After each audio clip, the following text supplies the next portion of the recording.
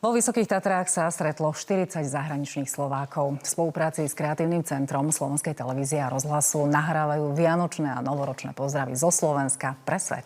Na hrebienok prišli krajania zo Spojeného kráľovstva, z Islandu či Austrálie.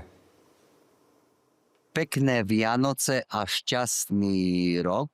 Frohe Weihnachten. Manželia Erbiovci žijú v Nemecku, kde prevádzkujú divadlo, no na Slovensko sa pravidelne vracajú. Vianoce trávia väčšinou v Košiciach. To jedlo je skoro podobné, ale v podstate to bohaté... Nie je to náš kapor. Nie je to náš kapor a šalát a napríklad oni vôbec nepoznajú kapustnicu. Trávime teraz Vianoce na Slovensku a bežne ich trávime v Austrálii u nás na pláži. Viacerí z nich plánujú sviatkovať vo svojej rodnej krajine. Svojim priateľom sa prihovoria cez videá. Budú točiť vianočné a novoročné pozdravy zo Slovenska pre svet a zo sveta pre Slovensko. A budeme ich potom aj postprodukčne upravovať prostredníctvom umelej inteligencie. Svoje nápady nakrúcali na osmo kamery, ktoré sa dokážu plynulo otočiť.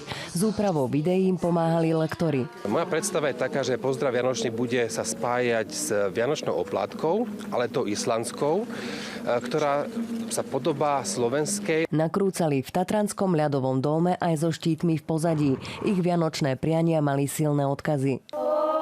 Nádeja, lásku všetkým vám posiela Pán.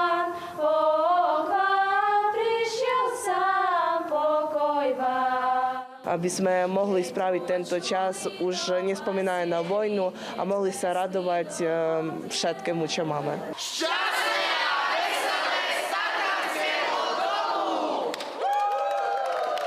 Miriam Hozová, Slovenská televízia.